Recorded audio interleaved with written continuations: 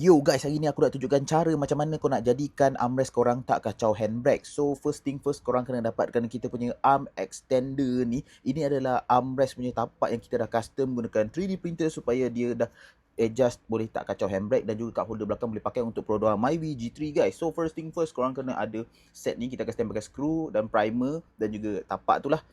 So first thing first, korang kena sapukan dulu primer tu. Tapi sebelum tu guys, sebelum korang sapu tu, korang kena ukur dulu anggaran dekat mana kawasan yang kita akan tampalkan yang kena double side tape tu.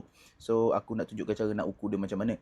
So kita letakkan dia macam ni. So korang boleh agak lah kawasan yang ada double side tape belah bawah tu, itulah kawasan yang kita kena sapukan primer tu. Primer tu harus ada sapu dekat kawasan konsol tengah kereta korang lah. So cara sapu dia pun senang je. Kita akan bagi juga primer ni. Korang just sapu je saja guys. Sapu dekat kawasan yang dijangkakan akan terkena dengan double side tape tu lah. Primer ni function untuk bagi dia lebih kuat lah. Bila primer tu korang dah sapu, dekat dalam ni pun sapu, kau biarkan dia kering selama 5 minit dan ke atas lah. Lepas korang dah sapu tu, korang dah boleh buka double side tape yang ada dekat kita punya tapak custom ni. Korang dah boleh lekatkan lah. Sebab masa tu dia punya primer tu dah kering. So just lekatkan je. So dengan berhati-hati, pastikan semua kawasan double side tape tu kena pada kereta, kawasan kereta tu. So bila dah lekat, korang tekan-tekankan sikit bagi dia betul-betul lekat. Dan bila korang dah confident, positioning dah cun, korang boleh pasang skru lah. Skru pun kita akan sediakan guys. Lubang skru tu dah ada, just skrukan je terus direct.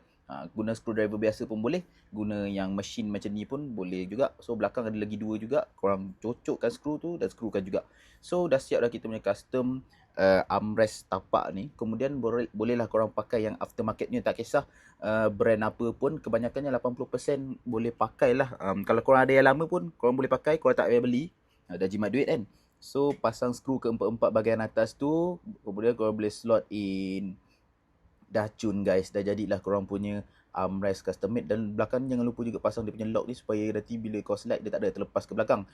And kita dah settlekan kita punya armrest custom made untuk Myvi G3 guys. Let's check it out. Mantap kan. Cup holder belakang tu pun boleh guna tau.